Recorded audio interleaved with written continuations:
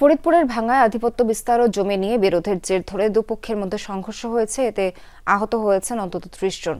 ভোর থেকে ৪ ঘন্টা চলে সংঘর্ষ।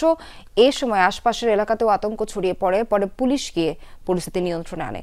সংঘর্ষের পর এলাকায় থমথমে পরিস্থিতি বিরাজ করছে। ভোগান্তি ভুলে চলে আসুন রিগালে। ওয়ারেন্টি সহ স্টাইলিশ কালেকশন নিয়ে রেডি রিগাল ফার্নিচার। ফরিদপুরের ভাঙ্গার তুজারপুর ইউনিয়নের সরইবাড়ি গ্রামে গত দুদিন ধরেই দুপক্ষের মধ্যে উত্তেজনা চলছিল। মঙ্গলবার দিনের আলো ফোটার আগেই দেশীয় অস্ত্র নিয়ে মুখোমুখি অবস্থান নেয় তারা।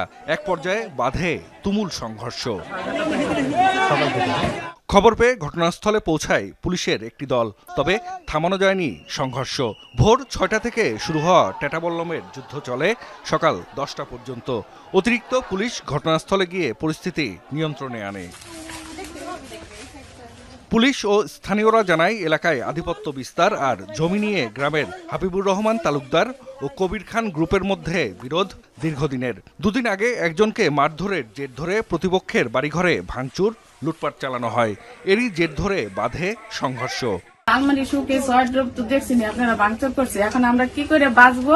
আমার এই দুইটা বাচ্চা নিয়ে আমি বাড়িতে ঢুকতে পারতেছি না। জায়গা নিয়ে গন্ডগোল, এইটা জায়গা মাপ হয়েছে, জায়গা পাইয়ে গেছে, সেই জায়গায় মানে অপর পার্টিতে এসে গড়ুড়ি বাথরুম দিছে ওই যে বিল্ডিং এর পাশে। এই দ্বন্দ্বের কারণে বা জের ধরে আজকে সকালে দুই পক্ষের ভিতরে উত্তেজনা দেখা দেয়।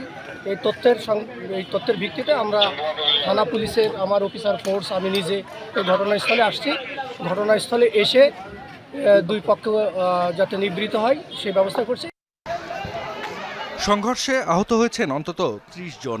তাদের উদ্ধার করে বিভিন্ন হাসপাতালে নেওয়া হয়। আইনশৃঙ্খলা পরিস্থিতি নিয়ন্ত্রণে এলাকায় মোতায়েন রয়েছে পুলিশ।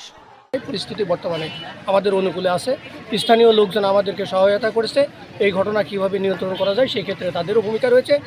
স্থানীয়রা জানায় আধিপত্য বিস্তার ও জমি নিয়ে বিরোধের জেরে এর আগেও বেশ কয়েকবার সংঘর্ষ হয়েছে দুপক্ষের মধ্যে। জড়িতদের আইনের আওতায় আনার দাবি তাদের। জাহিদ হাসান, যমুনা নিউজ।